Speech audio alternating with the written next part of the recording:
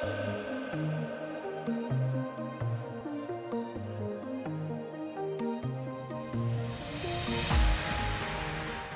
everybody. Welcome to our resume review workshop. We're doing it virtually to accommodate for everybody's new routine, and given the environment, we're doing the best we can with what we've got.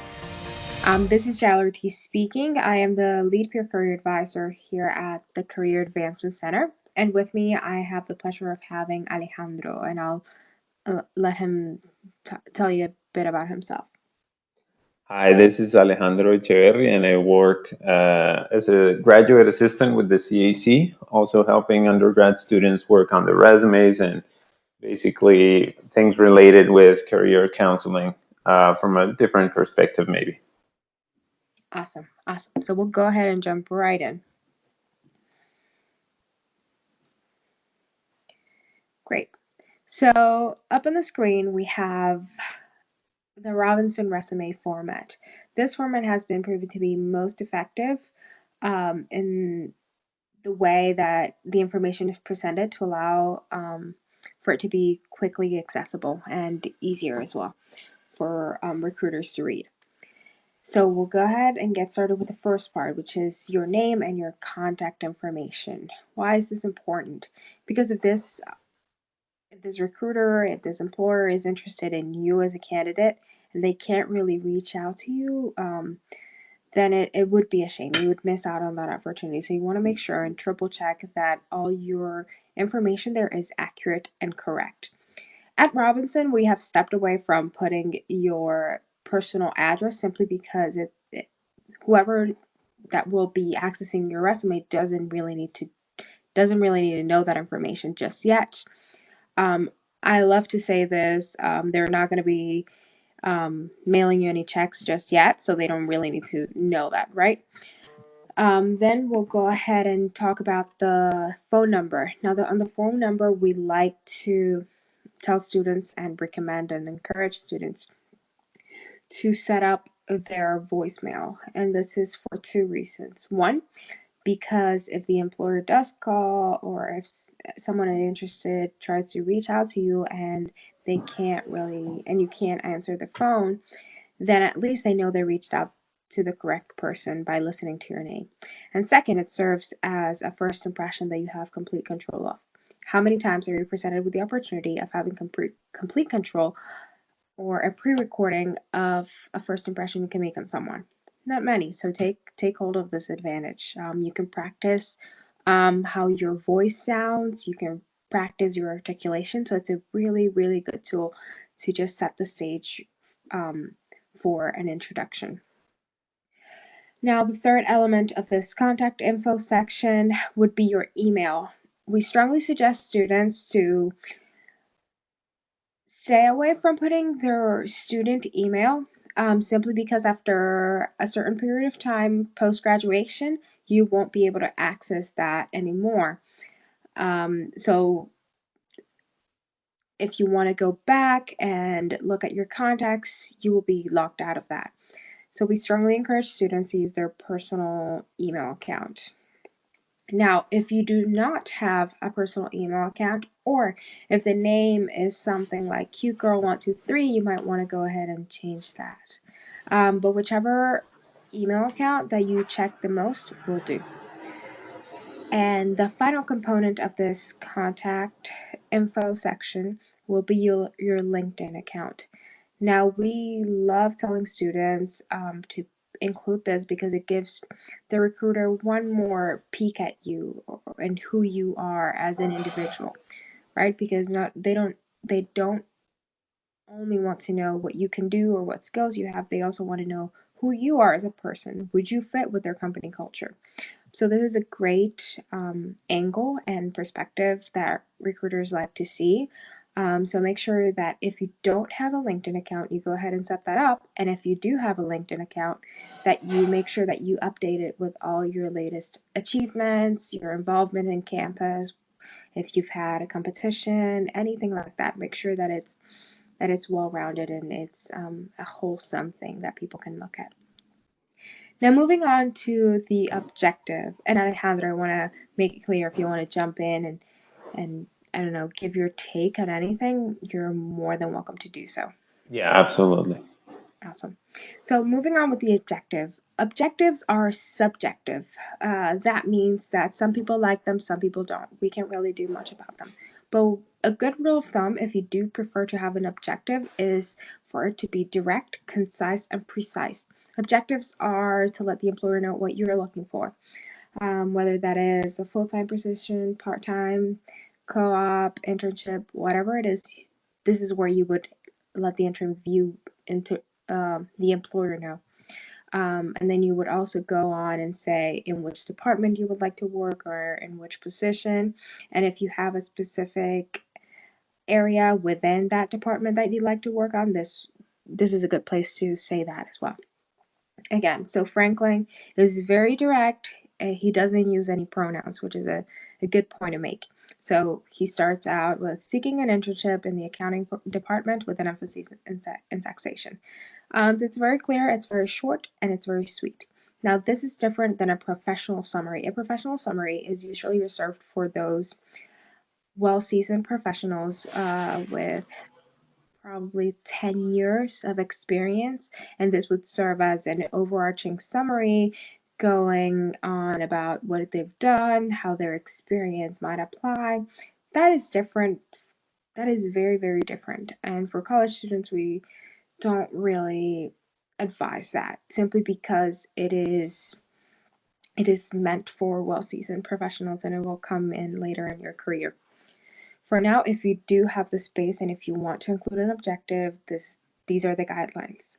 Yeah, and I also think it's important to mention that the objective serves a purpose, and as JL was saying, it's to let the recruiter know what you're looking for. So it might be particularly helpful during a career fair or a general posting. Some companies have general postings like upload your resume here to be considered for different positions.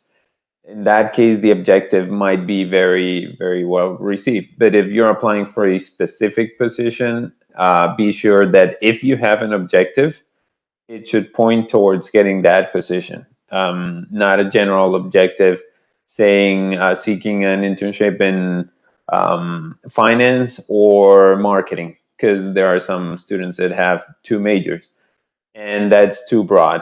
That would be taken as a recruiter that probably you don't know what you want to do or which are your strengths. It's good to have two majors. Many people try to work on both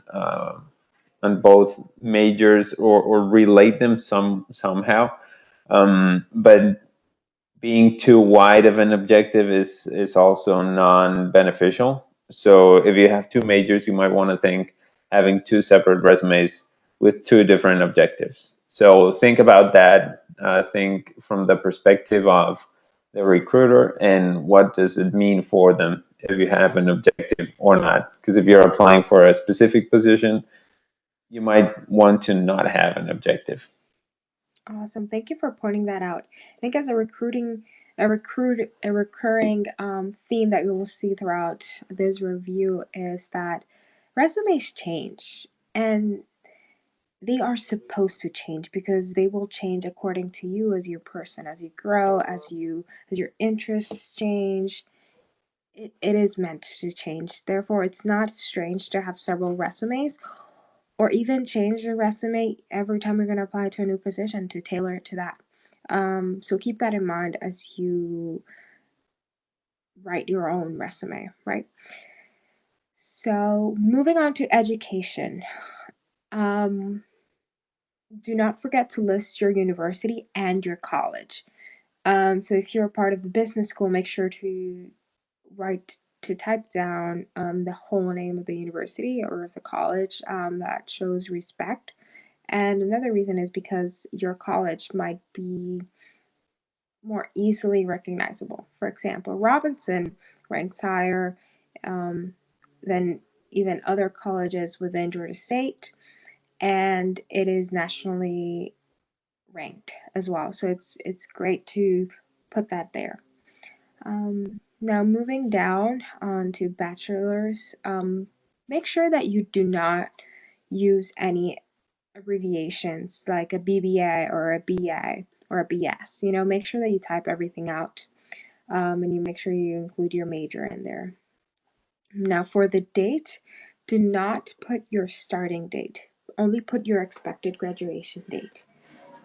So, for example, if you want to graduate, or if your expected graduation is set to be December of 2020, then that's the only date that should be up there in your education section. Underneath that, your degree information, you can also include awards and honors like any merit-based scholarship, whether you made president's list, dean's list, anything like that. And be mindful of the space. As a college student, your education section is your most valuable one because it marks the beginning of your career. Um, Feel free to include if you intend to sit for different exams, say, or you intend to continue your education. Again, this varies between major to major, but for example, Franklin here, he's an accounting major, and for accountants, it's really important to get a CPA. So he wants recruiters to know that yes, he does intend to take that. So again, take into consideration what you want to do, and if taking an important exam or certification according to your major is relevant to you, then make sure to include that in there. Now, the relevant courses, I know some students like to include it and some don't, but the relevant courses is a place where you can show recruiters what you've learned. So these courses will be more general, but still will be tailored to your specific major. They will not be your English 1102, English 1101 classes, or math or history. This will be your major classes like business law, microeconomics, macro, corporation finance, all those business related classes. And as you progress in your academic journey, these classes will get more senior and more tailored to your specific career path. Now, for any courses that you might have done big projects, say you're a CIS major and you program this new software which optimize this company's cost analysis, anything like that that you made that you can show for, make sure to include that in the section or create a section for those classes called course experience. You will not put what you learned copied from the syllabus. You will only put what you did, what you accomplished, what softwares did you use, anything that you can show for. What technical hard skills did you gain from this course? It's similar to work experience. You will not go on and on about how you file papers. You will simply talk about what you accomplished. And I hope that's clear. So these courses are specifically for projects or any big presentations that you might have done. Yeah, Moving on to because work. it's Please.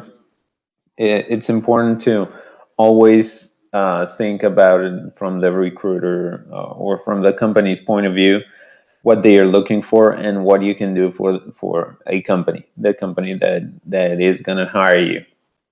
So Exactly. whatever experience you might have, either acquired through your studies or your courses on the Robinson College of Business, or through work experience, it doesn't matter where you got those skills and what you did and where do those accomplishments come from, but that you're actually able to accomplish those type of things, then it's important to know that those accomplishments should be related or should be relevant towards your major, and that applies as well for course experience and for work experience. Yes. Thank you for pointing that out, Alejandro. That's a really, really good point to make, and I guess a note to keep for students. Now, moving on to work experience. One thing that I want to students to look at, I want to point students to look at is the difference in the bullet points. So, for college students, a one-page resume is the norm. And that's normally because your experience should only fit in one page, really. Therefore, the use of our space is should be of great importance to us, which is why Franklin is very wise in distributing and assigning the number of his bullet points according to the relevance of each position he's had. So, for example, in one of his experience, he was a receptionist. Everybody knows what a receptionist is. Now, on another one of his internship, he was an accounting intern, which is directly related to what his major is. So in this one, he dedicates 4 bullet points. So he's using the most pace to talk about the most relevant of his experiences. Um, so always be aware that your space is valuable. So please assign as many bullet points to the one that is more relevant to your major, to your career, to whatever you want to be doing. Make sure that you highlight any achievements, any accomplishments, and that you word it so that it is clear, it is concise, and it accurately describes what you did. Include any quantitative information that you may be able to get your hands on. Say, if a strategy that you implemented um, increased sales by a certain percentage, or if you were a certain percentage more productive compared to your colleagues or compared to the company average, make sure you include that in because that is an achievement that speaks to who you are no matter the position you had. Say you were a cashier or a server. Even in those positions, you can get really good bullet points about your customer service and how you increase customer satisfaction, or how how as a cashier you handle a certain amount of money on a daily basis. That means that you were trusted, you were entrusted to handle this amount of money. That tells the recruiter that you're reliable, that you're responsible, that you're disciplined. All those things can be deduced from very wisely worded bullet points. So always be sure to word things as concise, as direct, and as beneficial as possible. And order wise, you want to put your most recent experience at the top and Mhm. then go down from there. Now, there is another section that we like students to include, and it's called the skills section, or there's a skill section where you will list your hard skills, whether that's technical skills or software skills, anything like that, language skills, if you speak more than one language. Do not list English because that is assumed. But if you speak Spanish, French, anything else, be sure to include that in. We're in a global economy, and every minute that passes, communication skills become more and more valuable to us. And then there's another section that students are more than welcome to include if it fits their experience, and it's called the leadership and professional development section. Um, in this section, you would include things like case competitions or any outside of your academic or work world that increases your attractiveness as a candidate. So I like saying case competitions, student org leadership positions, um, any events that you might have attended to, any national conferences, anything like that that relates to your major and your career, or that show your initiative or your entrepreneurial skills, anything like that. Feel free to include this in. Now, I know some students have some personal projects. Um, like I know various and several CIS students who have done their own web page in their own time, of their own will, that it wasn't really from a course or from work. It was really something that they initiated. For things like that, it might best suit you to create a section called projects, and here you would include any information about what you did in those.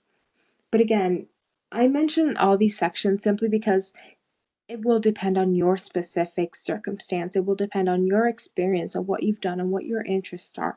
That's why I like giving students all these options so that they can choose and cherry pick.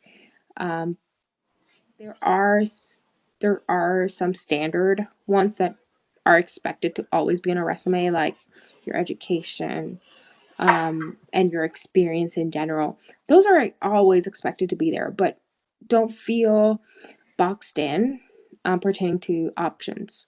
This should be tailored to your specific circumstance. Yeah, thank you for saying that, JL, because I think sometimes students think that this is a very rigid structure and that everybody needs to follow the same structure, and that's not the case. There are some guidelines and some recommendations, but basically depends on each student's profile. There are some people that are doing their bachelor's, but 20 years after being working in the industry, so they have a very different profile. There are some students that now are doing their bachelor's after doing or yeah, their bachelor of business administration, because previously they had an associate's or another bachelor of science in something else, so they're trying to do another thing. So everything might change if you have a different profile, and even within the let's say normal thing that is somebody between the ages of 16 to 25 years old that they're doing their bachelor's degree in business administration. They might have a very different resume just because they're more involved in case competitions, as you said, or they want to highlight better their skills. For example, I see that in a lot of CIS majors resumes, where your programming languages are very or are far more important than the rest of things you've accomplished in many cases. Some companies want to know that you know how to code in Python or R or HTML or use SQL database mining or something like that better than that you achieved developing something in your last internship. So it Yes, depends, and you can move absolutely. the sections from top to bottom. We always recommend having education up top because it basically what you're saying is this is what I think what it's this degree is what I think is going to boost my career, and then maybe skills if your skills are super important, or other courses certifications, and then your course experience, work experience. If you don't have a lot of skills, maybe that section might go towards the end, because you always want to put the most relevant information on top and the least relevant information towards the bottom of your resume. Absolutely. Absolutely. With that in mind, I feel like we can move on to best practices, the do's and the don'ts. Do start your experience bullets with action verbs. These action verbs will not only get the reader's attention, but they will accurately describe what you did. Now, I know and I'm aware that there are many, many lists of powerful action verbs out there. Make sure you refer to those, because sometimes these are verbs that we don't really think of, but that would really help and boost our resume. Do list accomplishment and achievements, no matter where they were, except for high school, unless it's an extraordinary merit that you achieved in high school. But we encourage students to leave that off simply because we mark college as the beginning of your professional career. So do list accomplishment and achievement, even if that was under or in a position that wasn't really related to your current major, right? Use quantifiable data. Any way you can quantify your results. What value did you add to this activity you participated of? Keep performance reviews. What do we mean by that? We mean that do not tell us how what an excellent leader you are. Your bullet points should point us to that. We can deduce things from very well scripted bullet points. That's why we push for them. We push students to really think and play with the words and see what they can come up with to better encompass what they did and to better highlight that. So if you get to write an excellent bullet point, we will be able to deduce all those interpersonal skills. That you increase sales by a certain percentage, well, that means he's diligent. There has to be some sort of innovation to that. He's competitive. All those things we can deduce by a well worded bullet point. Proofread beyond spell check. It would be terrible if you were passed on of an opportunity you were perfectly qualified for because of a very very simple spelling mistake that you didn't mean to write it that way because you know how it's spelled, but when you were typing it your finger slipped. These things happen, so make sure that multiple people read it because the more eyes that go over that piece of paper the more mistakes they can catch. um so yes, have your friends, your family, your parents, whoever, read it, so they can give you their input.